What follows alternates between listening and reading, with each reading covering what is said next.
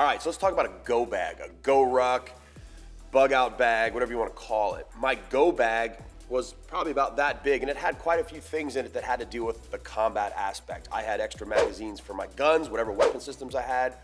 Anything I had that took batteries, radios, optics for my gun, like a scope, any of those batteries, I have extra in that bag. The go ruck I want to talk to you about now has to do with your civilian life. Your go bag doesn't want to become a go rucksack, because that's huge, it's unwieldy, and you're gonna stop carrying it around because it's just a pain in the butt.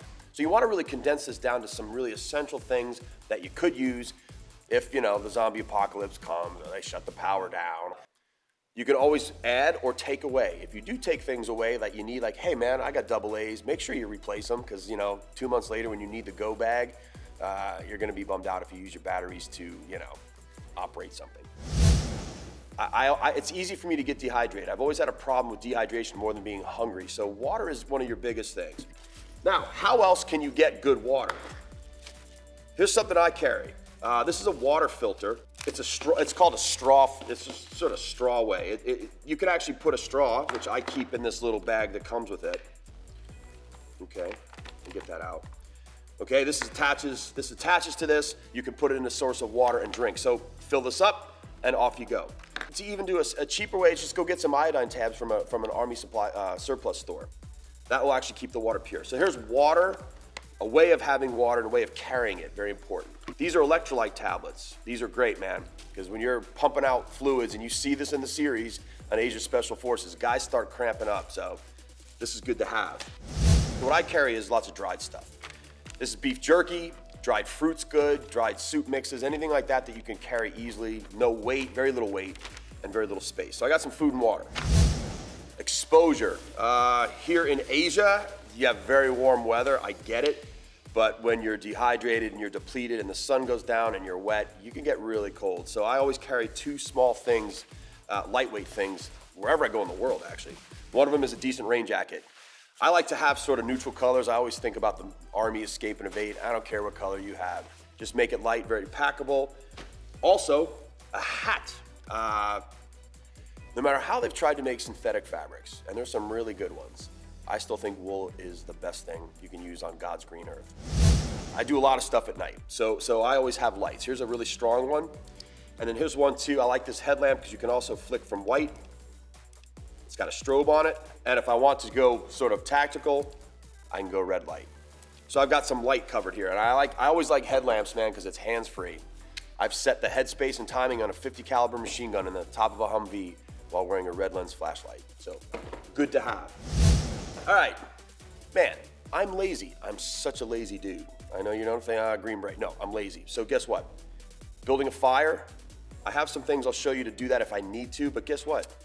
Carry a lighter. Carry a lighter, it's easy. Plus, and if you do friends do smoke, you can be cool and go, hey man, gotcha. But this is what we call in the military an IFAK, individual first aid kit. In this kit is enough stuff to deal with really bad trauma. Talking about severed arteries, punctured lungs, airway problems, it's all in here. Here's something I do always travel with, a tourniquet. A tourniquet, by the way, just so you know, is something you can wrap around a limb and it will shut off the circulation. That's the easiest way to stop yourself from bleeding. I dive with these. I don't go anywhere without one. I have some paracord here. I always, by the way, if you're gonna have it, keep it where you can instantly get to it. Okay, I'm also lazy. Sometimes I wrap it around just some sort of a tool. But I've got a couple strands of this. Remember what I was saying a while back too, you can actually cut this and pull out the inner strands to make even more cordage to make small devices, fishing line. You can't have enough of that. Here's something you need to think about, okay? I have two blades in this bag. One is a folding knife, okay? Great one. And here's a multi-tool, all right? This has got, again, what's a good survival thing, if you can have a piece of kit do more than one thing, that's awesome. You need to remember, I travel a lot in urban areas, I go into buildings. This kind of stuff is gonna set off a detector, so just remember these things. Don't try to get on a plane with this. Don't try to get in a place where you're gonna get jammed up. But remember, I always keep these. I'm always shifting stuff in and out of my bag. Here's a few things I keep.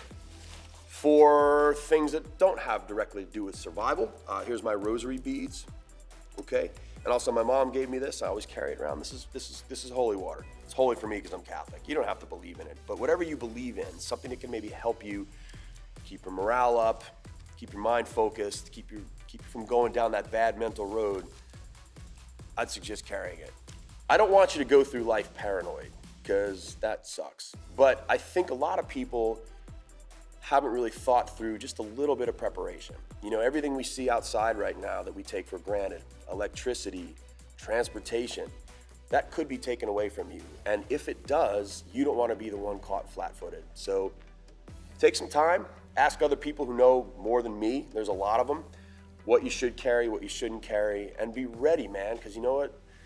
When the zombie apocalypse comes, you're gonna survive.